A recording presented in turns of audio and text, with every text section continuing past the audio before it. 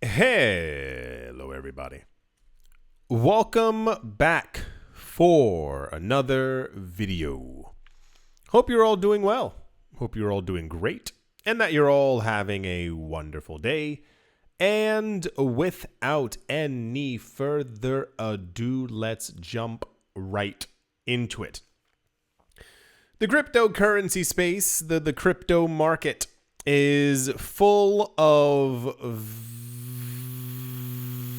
very interesting individuals. In one of the most popular news stories that we've had in a while, the creator of Dogecoin, his name is Billy Marcus, had something to say about the state of the market and crypto and all these other things. A lot of people, this is from my vantage point as always, a lot of people in the cryptocurrency space hear things and then they get very excited, almost seemingly quickly forgetting the things that came before. This is part of the magic of doing daily cryptocurrency news, because I'm always here daily. So I saw this news and I was like, and then I'll show you the second part because that's the more interesting one. Billy Marcus, the co-creator of Dogecoin, on Twitter, his name is Shibatoshi Nakamoto. Fantastic. Recently expressed his preference in the ongoing debate between Dogecoin and Bitcoin. For hyper clarity, there is no debate going on about Dogecoin or Bitcoin, or versus Bitcoin, or against Bitcoin. Dogecoin will never be Bitcoin. Bitcoin's metrics will never fall so low in usage that it would ever be Dogecoin. There's probably not going to be a point in history where, if we even had a Dogecoin ETF, there's no point in history that it would ever outperform Bitcoin. The only discussion revolves around people who invest a lot of money in meme coins and expect these things to go somewhere.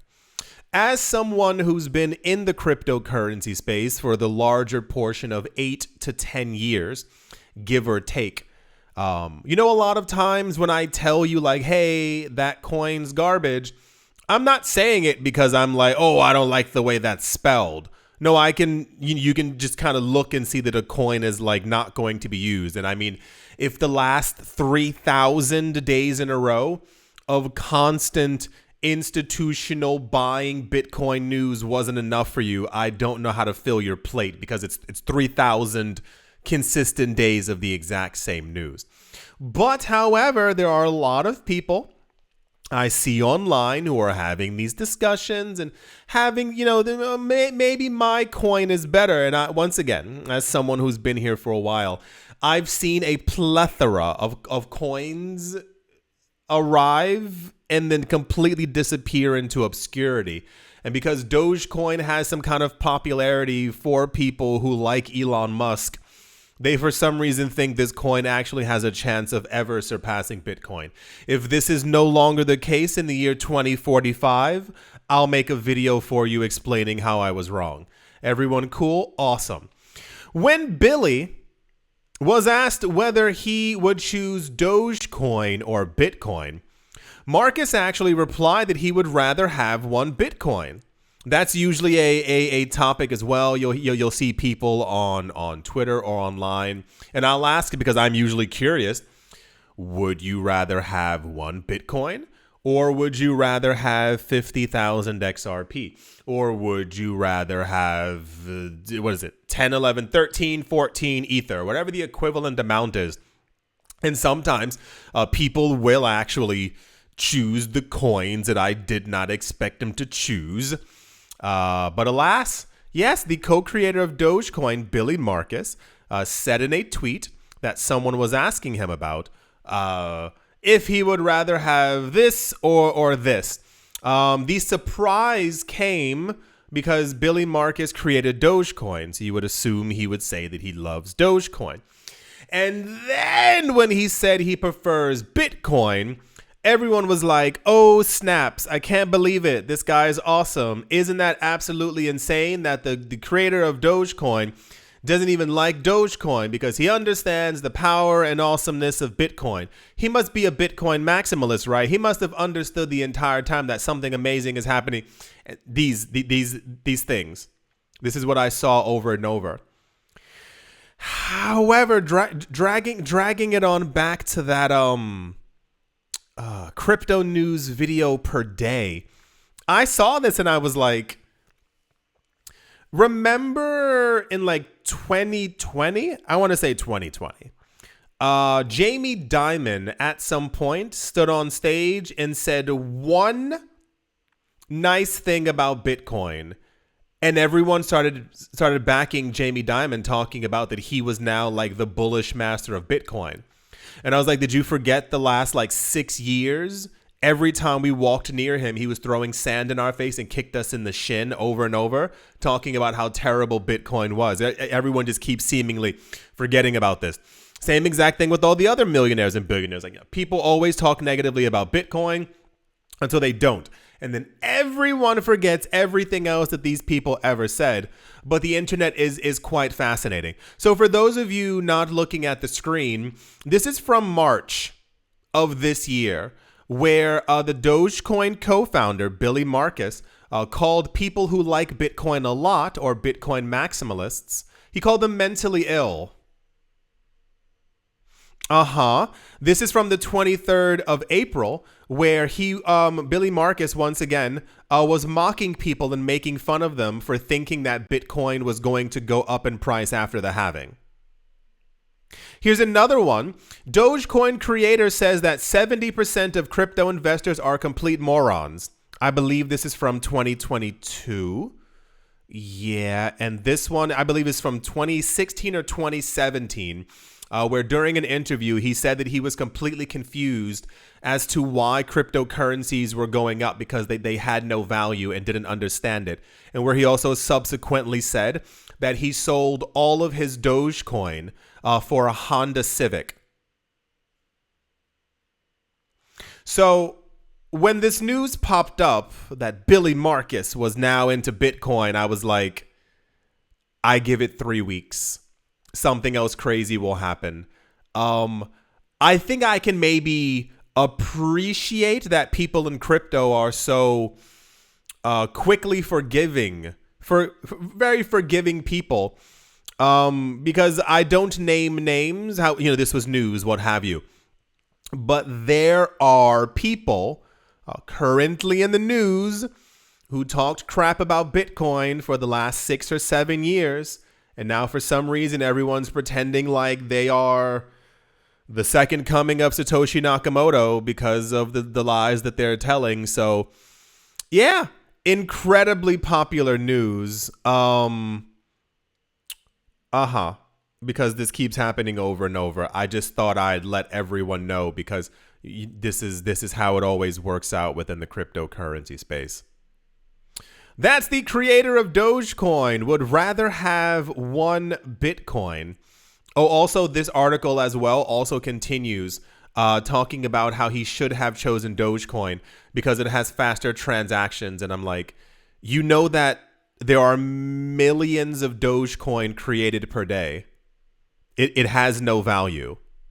No, like literally, like it is as bad as the US dollar. That's the Dogecoin news. And yeah, let's move on. Also whoa, what? That's crazy. The number was wrong. So the people at the SEC a number of years ago announced that Ripple, the company, had done something wrong. Arr, Ripple, you're doing something terrible there.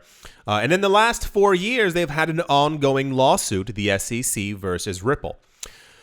Part of the gigantic problem has been that the SEC hasn't found anything. The SEC, over the course of 4 years, has dragged out this lawsuit, basically making sure to manipulate the market that they say is being manipulated by other people, except for pointing the camera back at themselves.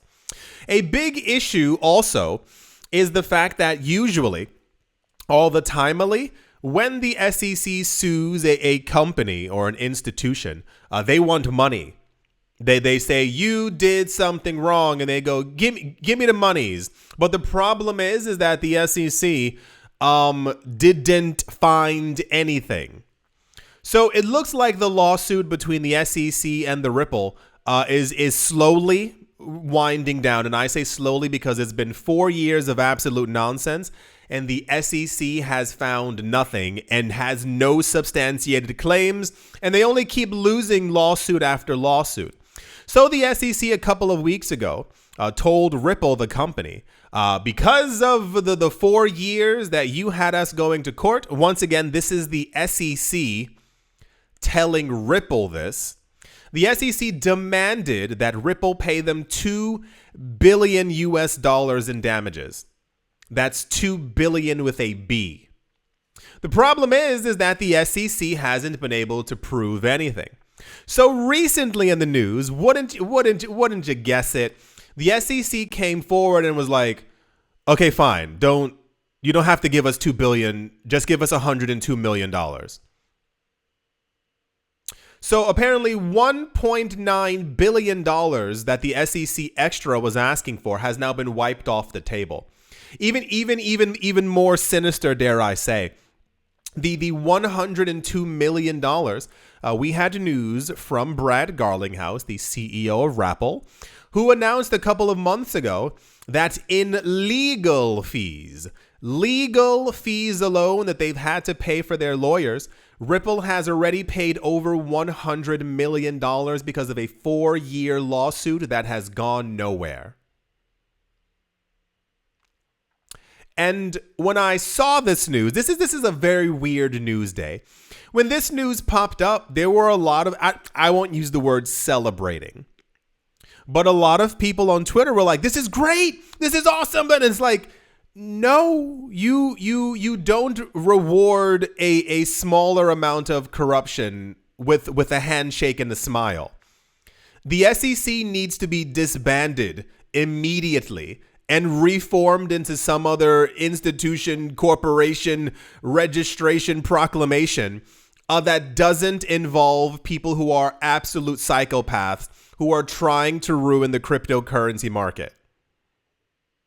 I don't know if I said that all in English properly. I was trying to make sure that I was enunciating so everyone really got that. So as it stands right now, a lot of people are quite optimistic that the lawsuit from Ripple versus the SEC might be nearing an end. This is usually always the same. The SEC goes on for a while. This is, once again, if you're not into crypto news as often, the SEC has done this against dozens of cryptocurrency companies. The problem is that they usually don't have money. That's not a joke. It's that Ripple is a multi-billion-dollar company, and a lot of other companies who tried to get into the space, the SEC sued them. Unregistered securities, blah, blah, blah, blah, blah, blah, blah. And after years of going to court, these companies were like, we have to settle. So then the SEC stands there and go, well, only criminals have to settle. And it's like, $100 million in legal fees is absolutely diabolical. I'm expecting, I won't get it, but if someone from the SEC, when this lawsuit is over, doesn't stand on stage and say, I'm sorry, we lied for the last 4 years. It's also like, what was it? Was it winter? Remember, we had news that there were, I believe, 1 or 2 other lawsuits where the judge from the SEC versus crypto company actually threw out the lawsuit because she said your lawyers have actively lied. Remember, you can find it. Type in SEC lawsuit, lawyers dismissed. I think 2 of the lawyers from the SEC were dismissed from court, and the judge threw out the entire court case because she was like, "You guys are blatantly lying." And then I believe it was what was it, like a comment from the SEC or the lawyers where it was like, "We apologize for having fabricated the truth. We did not mean to do." 4 years making sure that you dragged this company through the mud, and subsequently also made sure that people who are holding XRP and other cryptocurrencies as well basically lived in fear of the idea of an unregistered security. The SEC shouldn't get anything. I mean, not even a literal dollar. The SEC should have to pay Ripple $103 million, and any taxes that Ripple has to pay should be paid by Gary Gensler. I see a lot of people still very optimistic about the next head of the SEC after Gensler leaves. And I want you to all remember the former head of the SEC was there between 2016 to 2020. And he was also a monster. So whoever replaces Gary Gensler is also going to be a monster. That's the Ripple lawsuit. Might be settled relatively soon. I have a feeling that Ripple is going to just simply pay it. If you can be done with this and never have to deal with it again, $100 million is a lot of money, but to never have to hear from the SEC about this situation again, they'll probably do it. They offered, I think, $10 million. The SEC is probably going to reject it, but what have you. Disbanded immediately, like completely disbanded, and have the CFTC, as people have been asking for a long time, actually take over. Like, I understand that regulations are necessary, especially when there are a lot of scams within the place, but going after Ripple and even whatever, I'm already exhausted. That's the Ripple news. Yeah, let's move on. Also prominently in the news, Gemini, the cryptocurrency exchange, has entered into a $50 million settlement with the New York Attorney General's office as part of an agreement to offer restitution to its defrauded users who were unable to reclaim their assets deposited into Gemini's Earn program. A lot of you may remember, may not remember, because people forget way too quick. Gemini, it is alleged, or rather, we know that Gemini was working with Genesis. Genesis was working with Alameda, and Alameda was working with FTX. So when Sam Bankman-Fried and FTX fell, so did Alameda, so did Genesis, and so subsequently also partially did Gemini. The idea was that Gemini had an Earn program where you could earn money and cryptocurrencies by being a part of their Earn program. When FTX and Alameda and Genesis collapsed, apparently Genesis was the company that Gemini was working with. And when Genesis froze their funds, the Gemini Earn program also got frozen as well, and people had no access to their money. So New York and many other states sued them. And now Gemini has said that they're going to pay $50 million to allow people to get their money back. Letitia James, the New York Attorney General, said in a press release, and I quote, "Hundreds of thousands of people, including at least 29,000 New Yorkers, had their trust broken and their money swindled by Gemini through its bogus Earn program." She continued, "Gemini marketed its Earn program as a way for investors to grow their money, but actually lied and locked investors out of their accounts. Today's settlement will make defrauded investors whole and should remind cryptocurrency companies that deceiving investors is illegal and will not be tolerated by my office," end quote. The way that I understand it is that I understand it from the news is that people did not have access to their money. I remember the Gemini twins, the Winklevoss twins. I was just having dinner with a friend and I said the name Winklevoss and he was like, "What is that? Is that Whatever. I won't say what he thought it was, but he thought I was making up a name. He was like, someone named their kids Winklevoss, and I was like, yeah, that's just what they. So as far as I understand it, people were not allowed to have their money. I remember the Winklevoss twins going onto Twitter and had like a literal tirade talking about how Genesis were criminals and stuff like that. But it seemed like they were more so trying to save face as all of this was actually going down. So in this instance, it looks like that $50 million will go back to the people who lost their money or didn't have access to it. Can anyone tell me the difference between the New York Attorney General and the SEC besides the letters? When the SEC sues someone for $100 million, the public doesn't see that money. It's similar to, there were many other instances where the SEC claimed that a cryptocurrency company did something. They received money from that company, and that goes into the SEC's pocket. It does not go to the people who they claim were defrauded. So this is actually great. I still hope that cryptocurrency exchanges become more transparent. I think it's a little weird that only Binance is the only crypto exchange who's still doing proof of reserves. Remember when FTX collapsed? It's because allegedly they didn't have proof of funds. You know, they didn't have the money that they said that they had, which they did, but then they also didn't.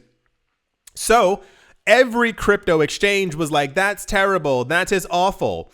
And they all decided to have proof of reserves to show the public that they always had the money that they said that they did to back up all the coins on their platform. And the only cryptocurrency exchange who still does proof of reserves monthly is Binance.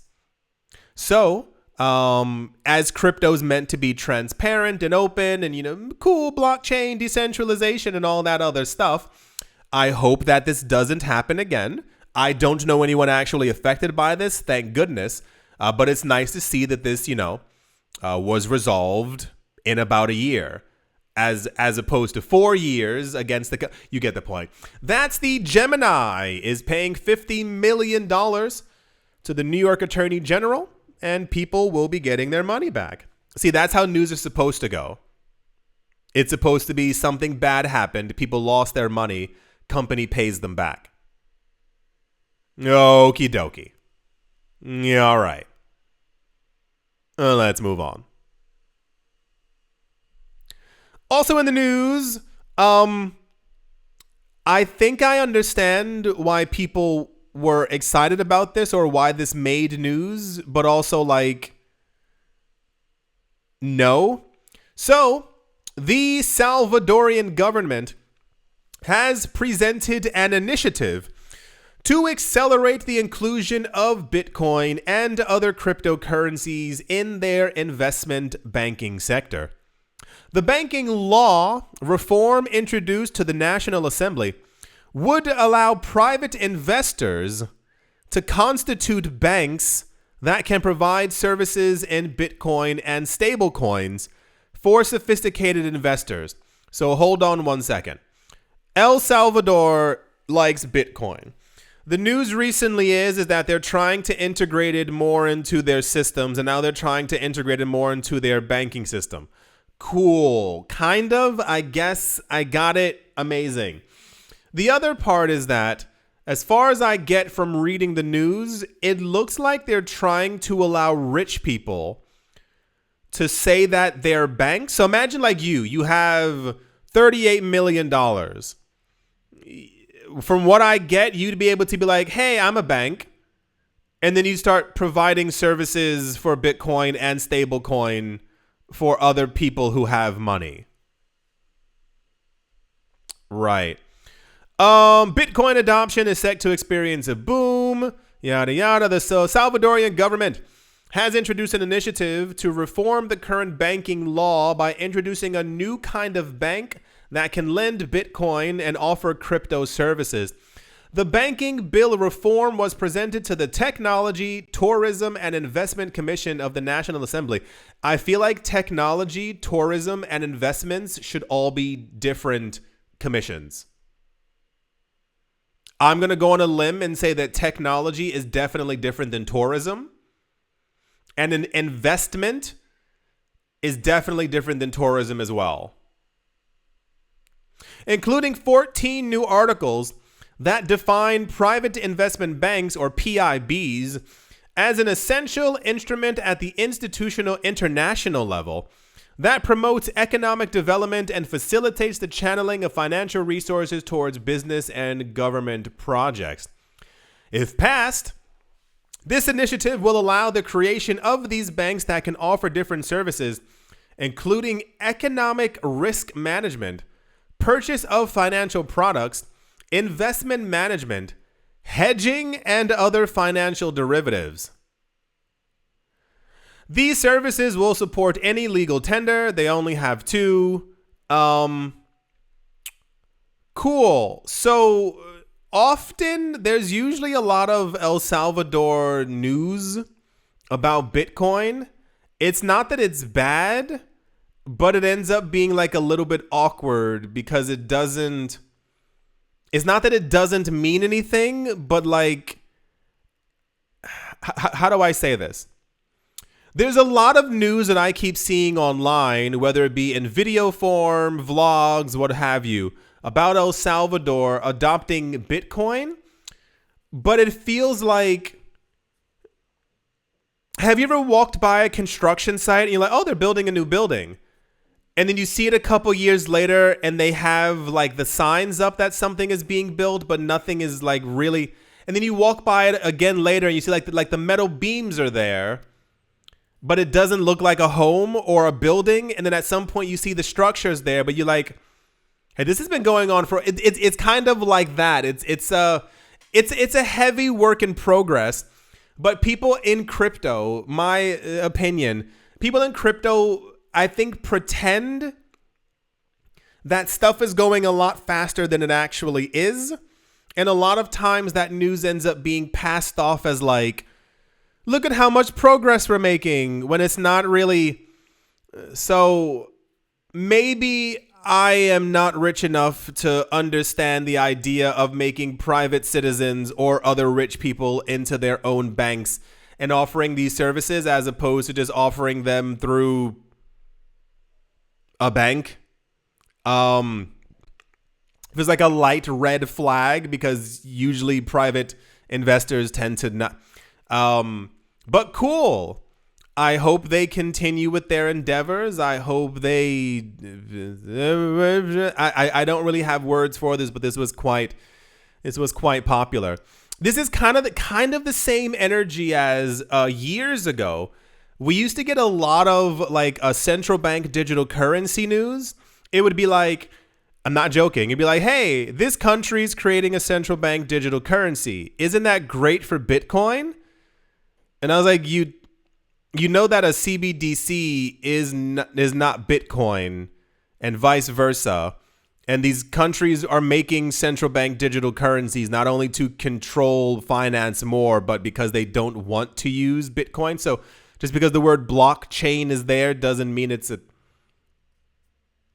Okie dokie. Wow. Private citizen banks. That's gonna do something. I hope you've all enjoyed this weird video. A lot of the crypto news is getting weirder and weirder, like by the day. Billy Marcus saying he'd prefer Bitcoin, and everyone being like, "Oh my gosh, you can't believe it!" Oh no, something's amiss. I do hope you've all enjoyed.